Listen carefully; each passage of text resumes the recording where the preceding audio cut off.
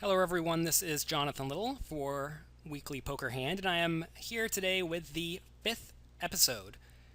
If you guys like this podcast, please leave me good reviews on the various sites where you find this podcast. If you find it on jonathanlittlepoker.com, then of course just leave nice comments. I'll see those and it'll make me feel good.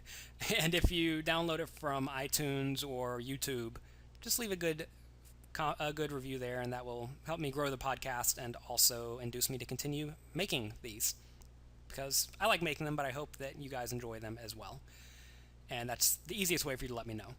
Also, if you do like this podcast where I review individual hands, you will definitely like my other various training products. On jonathanlittlepoker.com, there is a products tab right at the top of the page.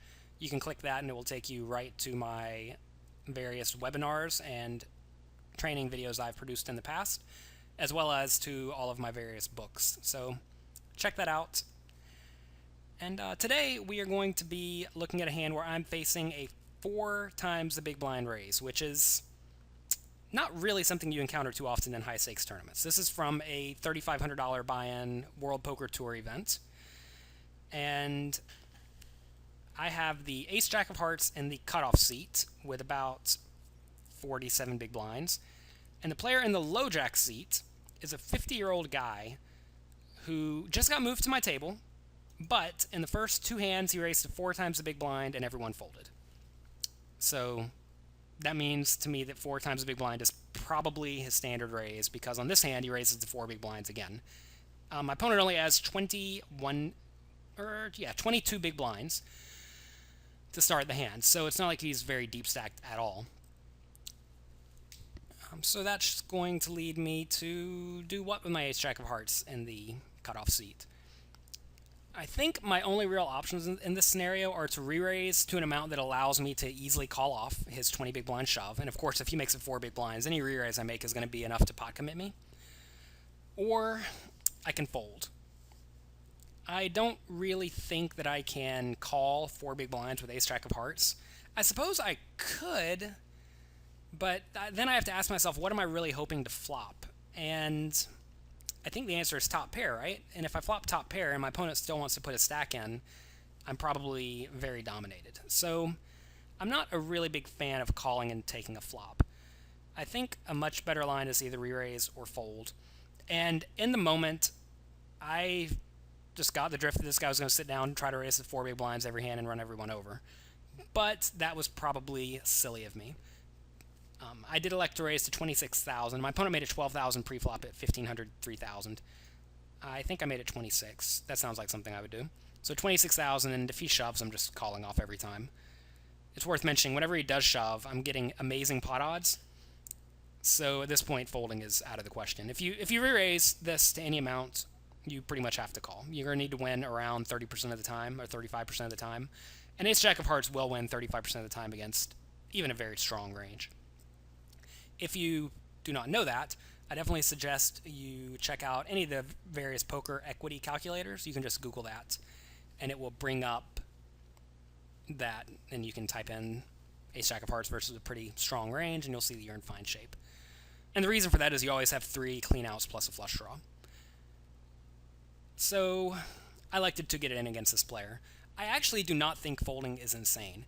At this year's World Series of Poker, I actually made some incredibly tight folds throughout the main event. And usually they were pre-flop folds where a guy with maybe 15 or 20 big blinds who had not played a hand in about 2 hours all of a sudden raises or makes a big raise.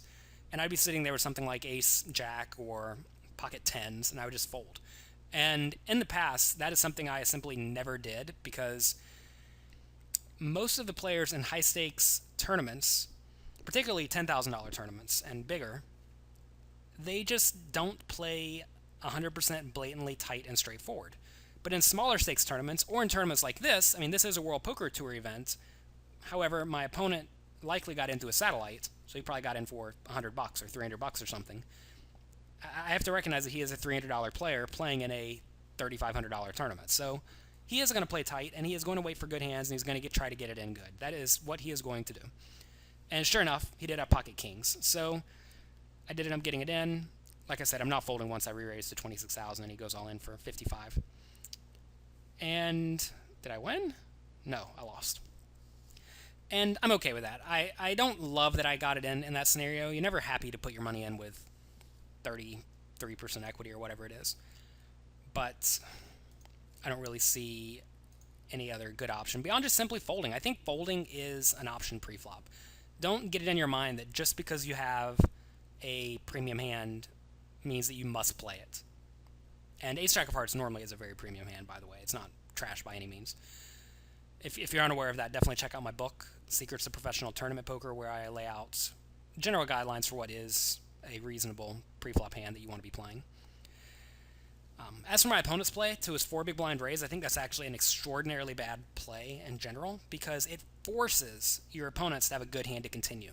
And most likely what my opponent was thinking was, I really don't want to get outdrawn, so I'm going to make it big and make them pay to play. But in reality, what's going to happen is your opponents are only going to continue if they have an extraordinarily strong hand. And of course, you're not really concerned with that when you have pocket kings because you're going to be getting it in good every time anyways. But you don't want to make your opponents fold stuff like ace-3 suited. You want them in there when they have ace-3 suited, and you want them in there when they have 9-8 suited and pocket 2s and stuff like that. By raising huge, my opponent lets me off the hook every time I have anything worse than a very strong hand. And unfortunately, I got unlucky that I had a hand that was right on the cusp. If I had ace-10, I would definitely fold. If I had king-queen, I would have folded. If I had pocket 9s or better, I probably would have gotten in, but recognize that's letting me off the hook with a lot of hands I normally would have called and seen a flop with, and perhaps got just a good enough hand to end up losing a lot of money. So even though it worked out for my opponents, probably a very bad play, especially in high stakes tournaments against people who aren't just going to blindly call your 4 big blind raise with ace-3 offsuit and stuff like that. And one of the cool things about poker is that my opponent played the hand in this manner. It worked out for him, so he's going to think forever, or at least for a very long time, that that was a good play because it worked out. And you're going to find that quite often in poker, just because a hand works out for you does not mean that you played it well. And that's something that a lot of players have a hard time grasping, because in most aspects of life, if you do a good job, you get a good reward. And if you do a bad job, you get a bad reward. And in this scenario, my opponent definitely did a bad job because he's going to let me off the hook with almost my whole range. But I didn't get off the hook with the very top of my range, and my opponent got rewarded. So he's going to be making that error for a very long time, and that's not going to work out for him in the long run. I, on the other hand, learned that my opponent is likely to be making plays like this, and I have adjusted. I have learned, and if my opponent's a nit, I'm not paying him off. Of course, this hand was a little bit dicey because I didn't know my opponent was a nit. If anything, I thought he may be a little loose and aggressive, but it just simply wasn't worth the risk in that spot. I should probably have folded and gotten off the hook. So definitely make a point to analyze your play. Use programs like Share My Pair to share your hands with your friends and ask questions, and improve. That's really the goal of all this, is to help everyone get better together. If you guys have any questions or comments, definitely let me know. This has been Jonathan Little for Weekly Poker Hand. Thanks for watching.